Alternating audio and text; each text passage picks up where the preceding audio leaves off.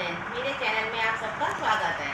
आज हम पढ़ेंगे हिंदी व्याकरण। हिंदी व्याकरण में पहला टॉपिक है भाषा। भाषा किसे कहते हैं?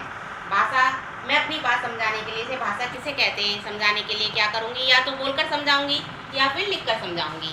और आप कैसे समझेंगे? सुनकर या पढ़कर, यानी कि बोलकर, लिखकर, पढ़कर, सुनकर हम अपनी बात एक दूसरे को समझाते हैं, वो भाषा कहलाती है।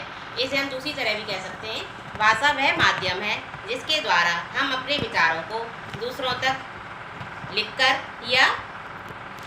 या बोलकर समझाते हैं तथा दूसरे की बात को हम सुनकर और पढ़कर समझते हैं। भाषा दो प्रकार की होती है।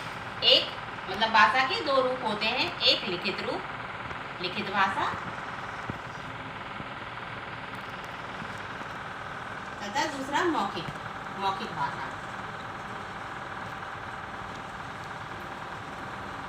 लिखित भाषा, लिखित भाषा यानी कि हम भाषा का वह रूप जिसमें अपने विचारों को लिखकर प्रकट किया जाता है, और मौखिक भाषा जिसमें अपने विचारों को बोलकर प्रकट किया जाता है। अब मैं आपको समझा रही हूँ तो ये कौन सा रूप है भाषा का? मौखिक रूप। और मैंने ब्लैक बोर्ड पर लिखकर आपको समझाया, ये भाषा का है लिखित रूप। जैसे कि लिखित रूप में मैं आपको समझाऊंगी कि नेहा क्या कर रही है?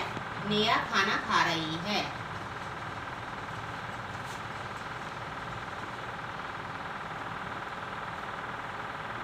ये भाषा का लिखित रूप है। मैं आपको पढ़ा रही हूँ, ये भाषा का मौखिक रूप है।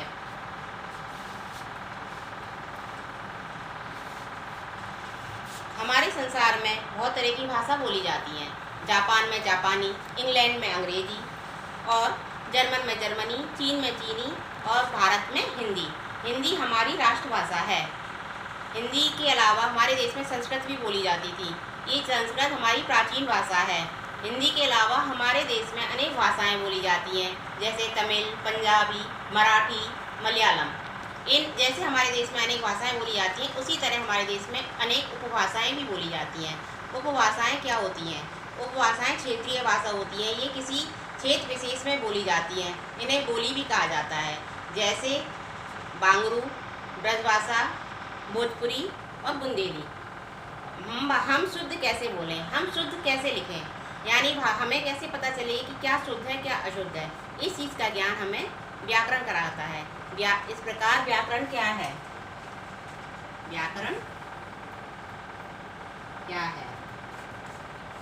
व्याकरण वह शास्त्र है जिसके द्वारा हम भाषा का शुद्ध रूप सीखते हैं, शुद्ध रूप से बोलना, पढ़ना और लिखना सीखते हैं।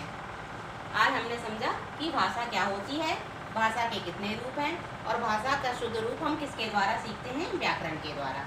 अब हम नेक्स्ट वीडियो में मिलेंगे। और अगर आपको मेरी वीडियो अच्छी लगे तो लाइक एंड शेयर करें और सब्सक्राइब करें।